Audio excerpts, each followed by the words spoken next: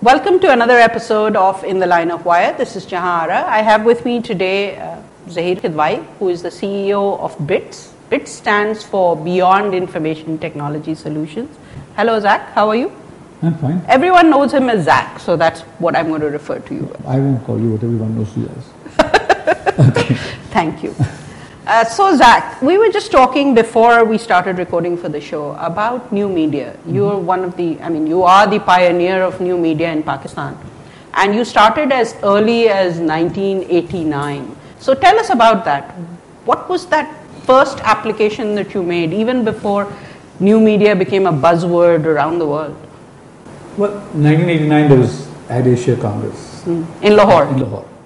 When Javed Jabbar was the Minister for Information. Minister of Information was PPP's government, and Nawaz Sharif's government in Lahore, which was leading, in Punjab, and therefore was leading to conflicts. But still, Ad Asia was probably the finest event we've hosted, among at least one of the 2 or 3 finest events in the country that we did. Yes, it was spoken about for years all around the region. And in fact, when we went the next time, you were coming from Hong Kong and I was going from here, we met at Malaysia. And almost everybody thought Malaysia would really have a show, and they all kept saying it was nothing like Pakistan. So it was amazing. But how it happened was, obviously I was interested in technology, education. I had my little 9-inch Mac, which strangely enough in those days had a touch screen attachment to it. Yeah. And Edward de Bono was coming for the keynote speakers program. I remember, nobody recognized him. He was walking around totally lost. So when I heard that he was coming, I rang up this Ad Asia people and I said, I want to listen to the keynote address, and how do I get to Lahore and listen to this? I mean, I can go on my own, but how much will it cost? And they said, are you from an advertising agency? Get your company to book it. I said, I'm not. I'm just a freelance single person. So they said, well, the thing costs 15,000 rupees. Which was a lot of money in those days. A lot of money in 1989. For struggling new media 15,000 rupees for new media people, or anybody. Yeah. For anybody from any industry. The advertising agencies were obviously hosting the whole show, so they were going to send tens of people, from all sorts of lives. Right. So I said, well, I can't afford 15,000. And I kept thinking, I just got to listen to this guy. I was running workshops about his stuff at TRC. And so I phoned Javed Jabbar up and I said, who's handling all this checking in and checking out and whatever? Registering of... all the management part of the thing. And they said, yeah, there are people sitting there when they do it by hand. And I said, have you got software for it? I said, no. So we said, all right. So I went to UDL, who at that time were Mac dealers. And I said, listen, can we make some software for them and do it for them? And then I'll go and help them run it, and I'll supervise it. And Anjum, who used to work there as well, we'd all go. And they said, fine. So I got them to get it donated, this, but not our services. Anjum and I had to be paid to get there and our tickets, etc. So I phoned up Javed and I said, listen, this is what it is. We need to come in and do this. We'll get you this free. And I really sold that well. So he was thrilled. And he said, how much will it cost? So I said, 15,000 rupees. Which will get me into Edward de Bono's lecture. So this is how it started.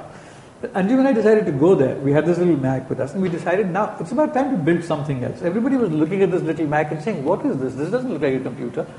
So by the time we got there, we had this little application going, in which was really a precursor. There were no, in those days there was nothing else that I knew of at least, which had links and hyperlinks or whatever else going. Correct. So we had this little application which was a presentation. Part of it was programmed, part of it was little routines taken from elsewhere. And where you had pictures of Lahore, and you had the day's program on it, and you could click a particular part of Lahore's map and see Zamzama, black and white dotted image that used to be part of those days in 8 bits. You'd see that, and if you clicked further on it, you could read a little description of it. Fortunately, Max even then had audio, images and everything else perfectly. And people were amazed. They were amazed to see. I mean, now considering you look back at this bitmap image in black and white, and you think, what the hell? How could anybody be fooled? And we were saying, how near a photograph this is. Yeah. It's amazing what perceptions change over time. So we did that, and we put that up on a little pedestal. And you even made money off of it. Yeah, actually people came from Singapore and all over the place and looked at it and said, this is absolutely wonderful. You're doing this in Pakistan, we don't do this at conferences there. And so lots of people loved it. The Japanese said we've used this frequently. But the thrill was that we had put these menus, places to go, buses to ride to place, a small list of Chinese restaurants and other restaurants. And carpet shops. And carpet shops. And things that Anjum and I just picked up off the road. We didn't know where to go. We just took them off some brochure or some ad. And this Chinese restaurant guy came and he said, can you put our menu in it? And I said, menu? I mean, I can just click there, we go to your address and everybody's address. He said, no, but if you tell them that we've got a very exclusive menu, then people will come there. So I said, yeah, I mean, we can, but it takes a lot of work, 6,000 rupees, and it's going to take 3 days. And he said, no, I don't have 6,000 rupees, and 3 days ke to khatam ho jayegi conference. So I said, all right. So we charged him 2,000 rupees, and we said, you bring a photograph and get it scanned from the market somewhere, which was also difficult in those days. So get it scanned, bring it in, put it into this on a floppy, and so we put that in, and he paid us 2,000 rupees for the first night. Wow. We did that. There was no programming really required, but I mean, okay. I hope he's not Proof listening. that you are. I hope he's dead now. So he was an old man then. So after that, the second evening, we had 11 or 12 people who wanted various things. Their restaurants, their carpet shops. They all came with photographs at 2,000 rupees. So that night, made a bundle. So that night we made a bundle. And the thing was, it was really thrilling because, you could actually, now when I think back, things like hyperlinks, going there, seeing audio, it was really fun. So that was the first project. But then it wasn't something that we decided to follow up later or anything. The application probably still lies somewhere with us, but it will run on nothing at all. It was done in HyperCard, most of it. Right. So, but that moved on. Then we had this invitation from Apple, where I went and met you there as well, where they were doing an Apple education conference. Yes. And they showed authorware there. Yes. And it really blew our minds because there was nothing like authorware anywhere on the market. I still don't think there's a product anywhere near it on either platform. So, when you say either platform, meaning Windows and Mac, then and Mac and Windows. Linux. Well, Linux, but they don't really, it's not a commercial kind of thing where there's somebody will port authorware to it. Somebody else might do an equivalent of that, but that takes some time. But there are enough options now available in new media. Correct. So but at that time there weren't. There weren't any. And authorware cost in the region of $6,000. $9,000. $9,000 US dollars came with a dongle, which we bought. Yeah. That's how excited we were. And used in our company when you also joined up as well.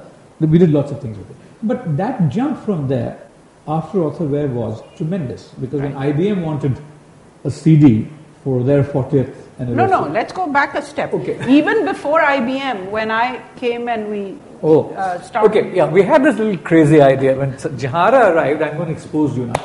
She arrived here with the idea that she used to be this dynamo media person in Hong Kong with the second largest, I think, media company in Hong Kong. She was director there, and she was there with media marketing and all sorts of things. Here she arrived, she was going to transform Pakistan's media. Because nobody... No such thing. So we decided that nobody here knows anything about selling media coverage and stuff like that. She tried, wrote to different people, everybody was excited hearing about it, advertising agencies knew about it, didn't think there was a market for it. So she was sitting in our office because when I used to go to Hong Kong and work out of there, I'd sit in her office. So courtesy demanded that she would be allowed to sit here.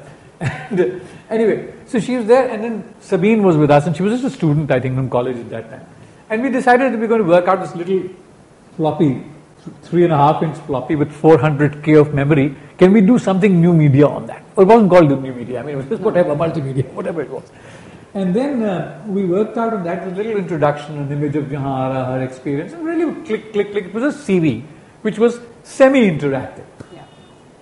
And we decided to display that at this ceremony. What exhibition was that? Shahzad Nawaz had put up an exhibition. One-to-one communication. One-to-one communication. Had put up this thing on publishing and fonts and everything else. So we entered this as one of the entries in advertising because we said, all right, here's one personal advertising format. First of all, there was a teaser campaign with it. Yeah. And then they said that we've got no place for this because we're looking up at print ads and videos.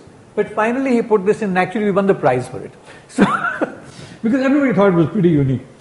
So that was the first one. Then looking at that, the Aga Khan University came. They were setting up a sports complex. They wanted something on a floppy that could be sent out. And that we took probably to the next level because you could now put a magnifying glass on different parts of the field and go to those images and see architectural plans. And a lot had to be crammed into that little floppy. I mean, it was really amazing. quite crazy actually, I thought, when you look back. That started the thing going. Yes. Then